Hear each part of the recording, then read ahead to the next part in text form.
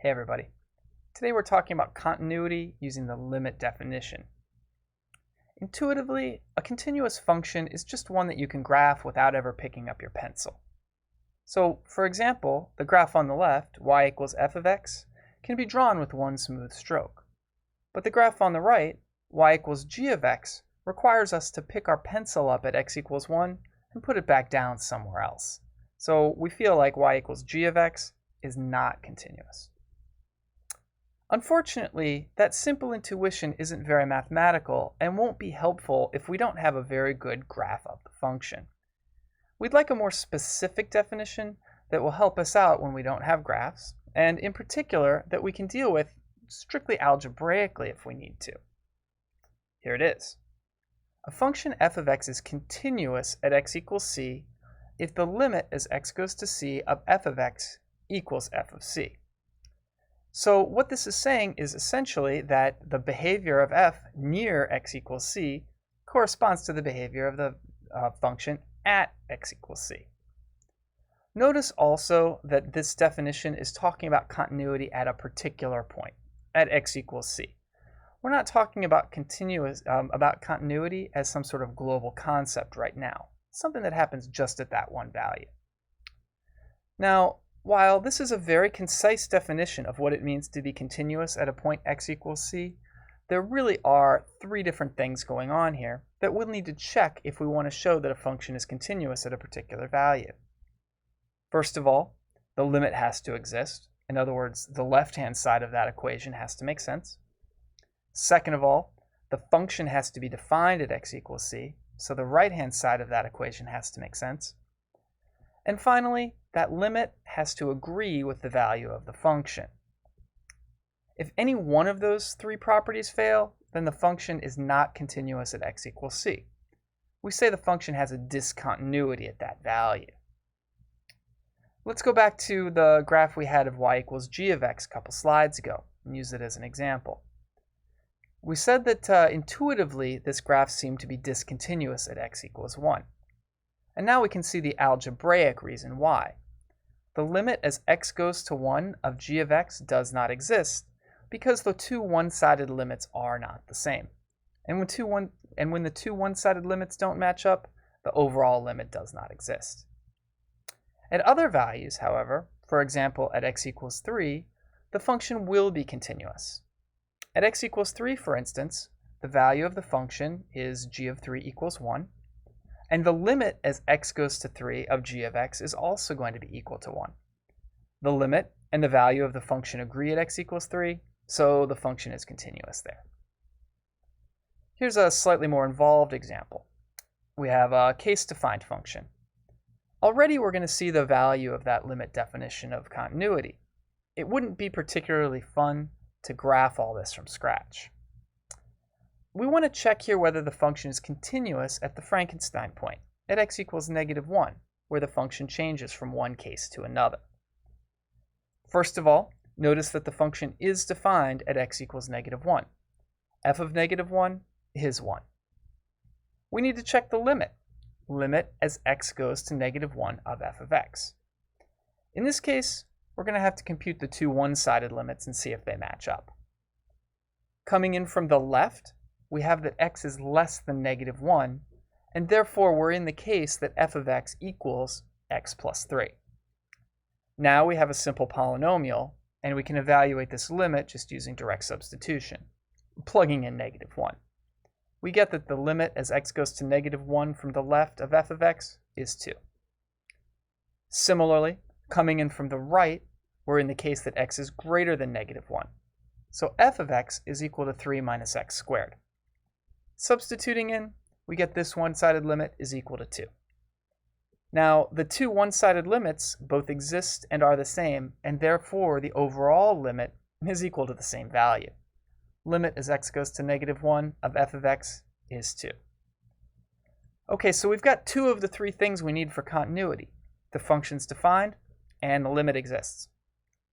The third property fails, however. The limit is not equal to the value of the function at -1, and therefore this function has a discontinuity at x equals -1. We say that a function is continuous on an interval, a less than x less than b, if it's continuous at every point on that interval. And we say that a function is continuous everywhere if it's continuous for all real numbers. In other words, on the interval from negative infinity to infinity. Here's a useful fact. Every polynomial is continuous everywhere. Every rational function is continuous everywhere on its domain. Remember that a rational function is one polynomial divided by another, and its domain is going to be all real numbers where the denominator is not 0. The reason that that fact is true is just the limit laws. The limit laws say that polynomials and rational functions both have the direct substitution property on their domains. In other words, if c is in the domain, then the limit as x goes to c of f of x is f of c. Now, once we know the definition of continuity, we recognize that this direct substitution property really is just saying that polynomials and rational functions are continuous everywhere on their domains. Here's an example using that fact. We're looking at the function f of x equals x squared minus 1 over x squared minus 5x plus 4. And we'd like to know the intervals on which it's continuous. So we need to know where the denominator is 0. We factor that denominator to get x minus 1 times x minus 4, and then see that the denominator is 0 when x is 1 or 4. These are the only values that aren't in the domain of f of x.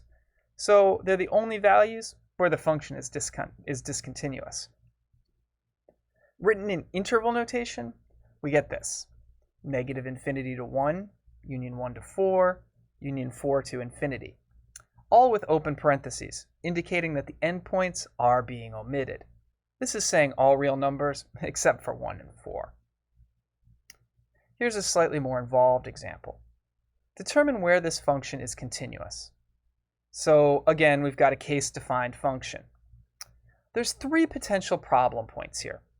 First of all, the points where we might have denominators of 0. So where x plus 1 or x minus 1 is 0, so x equals 1 or negative 1. We also need to consider the Frankenstein point at x equals 2, where this function shifts from having one definition to another definition, one case to another. So let's go through these 3 values and check them one at a time to see if any of them are actual discontinuities. At x equals negative 1, we're in the top case of this function, because negative 1 is less than or equal to 2. F of x is equal to 1 over x plus 1 there, and therefore f of negative 1 is not defined. It would give us a 0 in the denominator. So we're going to have a discontinuity at x equals negative 1. Second, we need to check x equals positive 1. Now, at that value, the function is still equal to 1 over x plus 1. At x equals 1, x is still less than or equal to 2. And I can plug x equals 1 into this function. I get 1/2. So f of x is continuous there. At x equals 1, it's a rational function, and x equals 1 is in the domain. Finally, we have to check this Frankenstein point, x equals 2. In order to do that, we're going to need 2 one-sided limits. As I approach 2 from the left, f of x is going to be equal to 1 over x plus 1. Because x is less than 2, the value of the function is going to be determined by that first case. I can do this using direct substitution. I get 1/3. Similarly, as x approaches 2 from the right, so x is greater than 2, the function is going to be equal to 1 over x minus 1. We're in the bottom case of this function. Plugging in this time, we get 1. The one-sided limits do not agree, so overall the limit as x goes to 2 of f of x does not exist. Therefore, since the limit doesn't exist, the function's not continuous at x equals 2. So overall, we found discontinuities at x equals negative 1 and x equals 2, and concluded that those are the only discontinuities for this function. So, in interval notation, we have that the function is continuous from negative infinity to negative 1, and negative 1 to 2, and 2 to infinity. All open intervals, all leaving out endpoints. Here's a technical theorem worth remembering. If c is any constant, and f and g are both continuous at a value x equals a, then so are the following.